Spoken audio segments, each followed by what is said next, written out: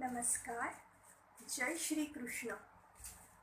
Widening text 78 of chapter 18.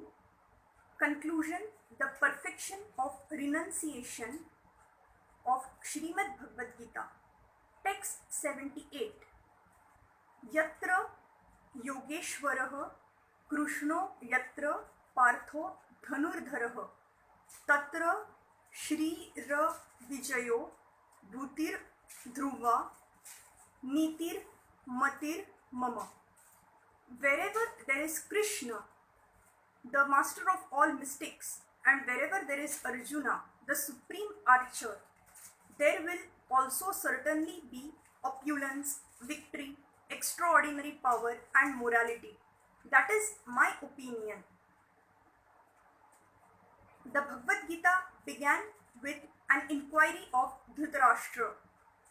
He was hopeful of the victory of his sons, assisted by great warriors like Bhishma, Drona, and Karna. He was hopeful that the victory would be on his side. But after description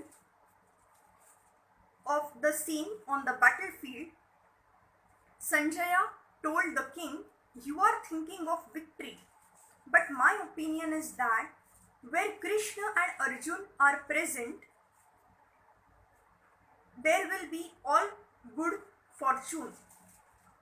He directly confirmed that Dhritarashtra could not expect victory for his side. Victory was certain for the side of Arjuna because Krishna was there.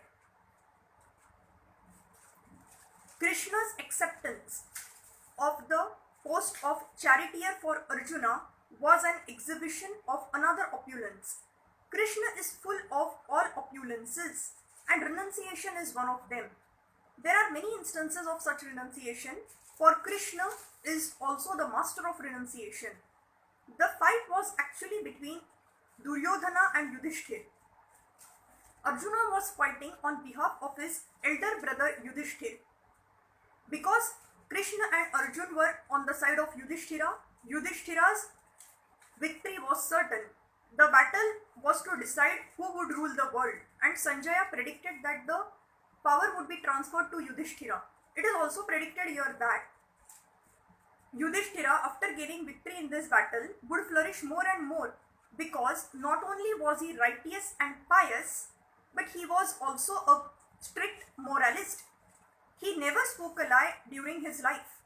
There are many less intelligent persons who take Bhagavad Gita to be a discussion of topics between two friends on a battlefield.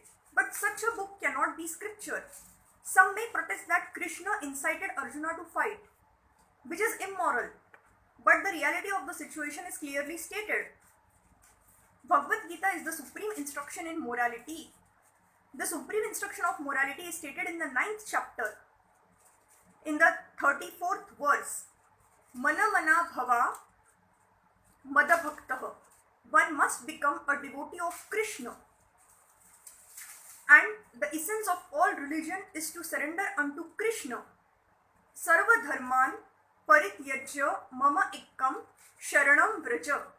Thank you.